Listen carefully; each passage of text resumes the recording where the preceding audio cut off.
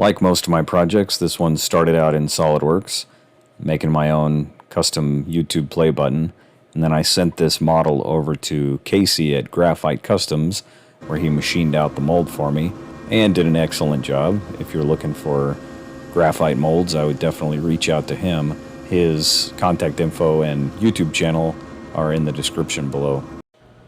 Here's my setup with the Lee Precision lead melting pot and some lead shot in there. I'm running the pot on maximum heat.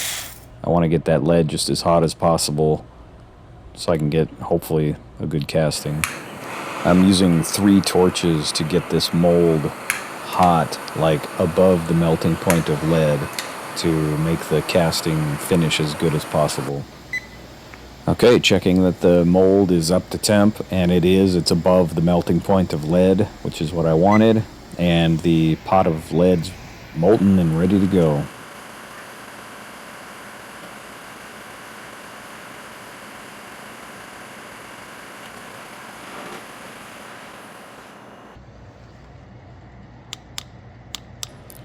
I'm just tapping this to show you it's still liquid.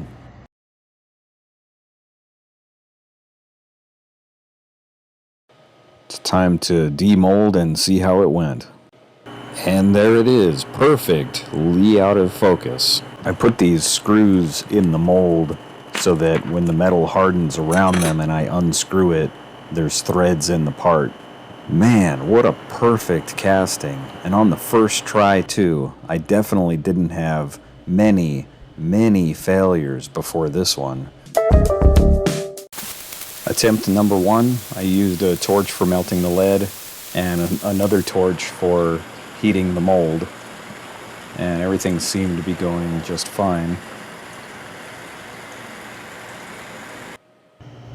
Except the lead froze prematurely and gave me nasty little weld lines in there.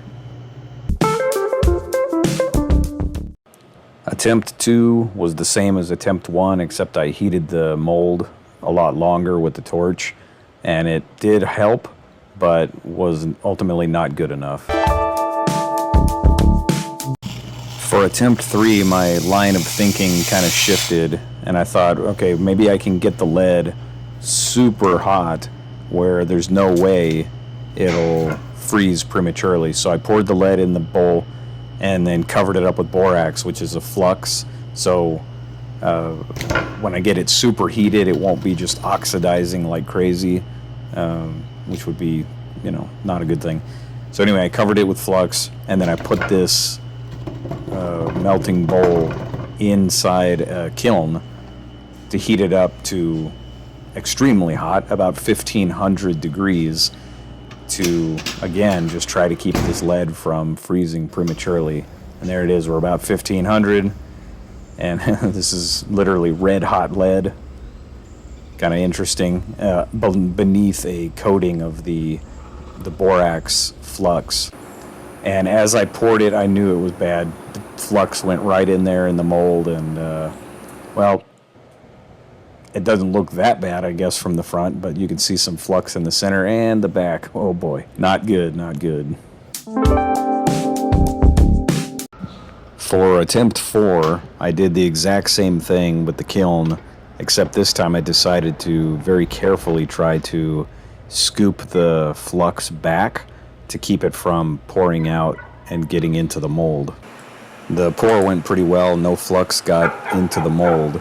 Those little strings there are the borax flux, but it still didn't work. You can see there's freeze lines all over it, the surface quality is not great, so I'm thinking now at this point, superheating the lead doesn't work. I need to get the mold hotter. For attempt 5, I decided to bake the mold in my powder coating oven so that I could get it fully, as hot as I can, which this oven will do 450. And then it took it out of the mold, and immediately I had the molten lead already ready to go. And then so I immediately went and spilled while trying to fill the mold. And despite the failure in that regard, the surface actually looked pretty decent. There's a little flaw there, but still freezing prematurely, even baking the mold. So at this point, I'm thinking I need to get the mold hot enough to melt the lead itself.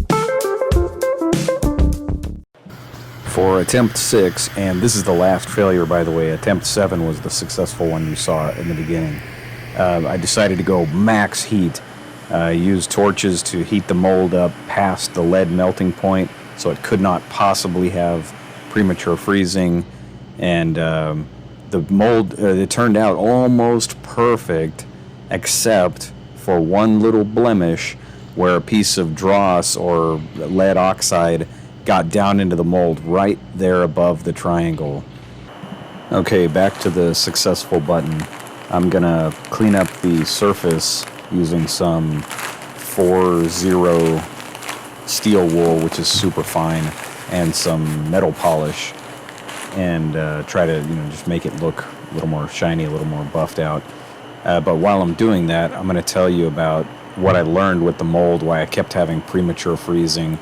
The mass of this lead was around 600 grams, like 1.3 pounds, and the mold is graphite, and it's significantly more mass than the metal, and graphite and the steel plates have a really high thermal conductivity, so as the small amount of molten metal goes into the mold, the heat is just extracted so quickly into the graphite that the lead in this case just freezes pretty much instantly. So the only way for the lead to be molten long enough to fill the mold and not get any of those weld lines or freeze lines is for the mold to be either at, above, or extremely close to the molten lead temperature so that it doesn't wick the heat out of the metal that quickly.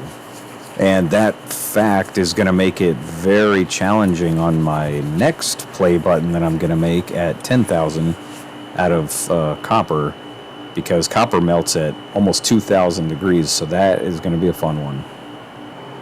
I'm covering the button, spraying it with a clear lacquer just to keep this lead from oxidizing, because it's going to be mounted in the garage, and just over time it'll turn real dull, kind of chalky gray, and that just won't look very good. So the clear lacquer will prevent the oxidation and keep it looking good for a long time.